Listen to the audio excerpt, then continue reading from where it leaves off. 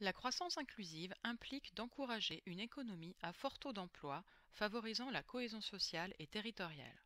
L'emploi, la formation professionnelle, l'éducation et la lutte contre la pauvreté sont les outils mobilisés à ce titre. La nécessité de mettre l'accent sur l'analyse des besoins en compétences a été largement plébiscitée au cours de la concertation nationale dans les domaines relatifs à la croissance inclusive. De manière générale, une forte demande de simplification d'accès aux fonds européens pour les porteurs de projets a été exprimée. La France est marquée par un taux de chômage supérieur à 10% et souvent de longue durée. Le chômage touche plus fortement les jeunes de moins de 25 ans. Dans les zones urbaines sensibles, le chômage est particulièrement élevé, de même que dans les RUP, où le chômage des jeunes est largement supérieur au taux de chômage observé en métropole. Parmi les difficultés observées, on relève une instabilité de l'emploi pour les nouveaux entrants sur le marché du travail, une faible mobilité de la main-d'œuvre et des discriminations importantes, notamment vis-à-vis des personnes immigrées, des femmes et des personnes handicapées. Les écarts entre les sexes restent également importants.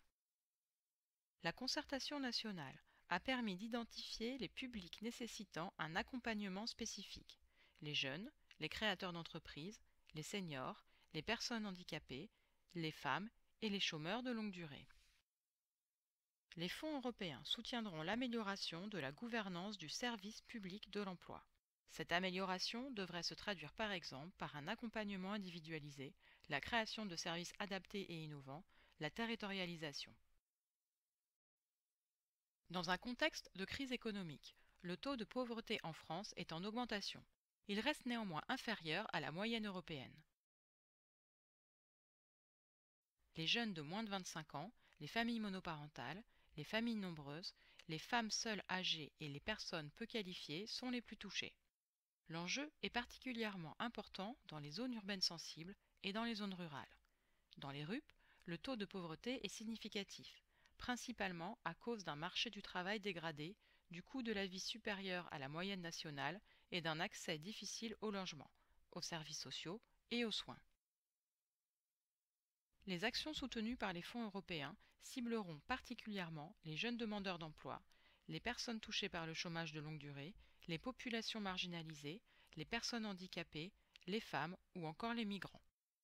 La concertation nationale a également fait remonter le besoin d'accentuer le développement de l'économie sociale et solidaire.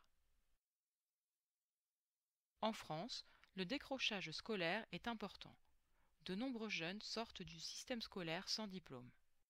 Si la formation continue s'est généralisée en France, certains publics y ont moins recours que la moyenne de la population, comme les seniors, les femmes ou les salariés de PME.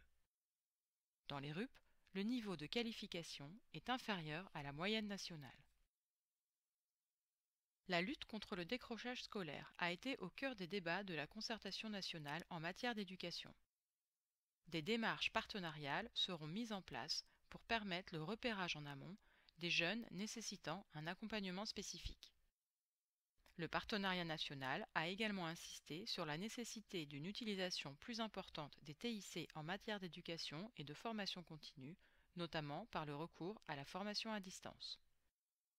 Plus particulièrement dans les RUP, les membres du partenariat national souhaitent le renforcement du soutien à la lutte contre l'illettrisme et le décrochage scolaire, et au développement de dispositifs de formation continue.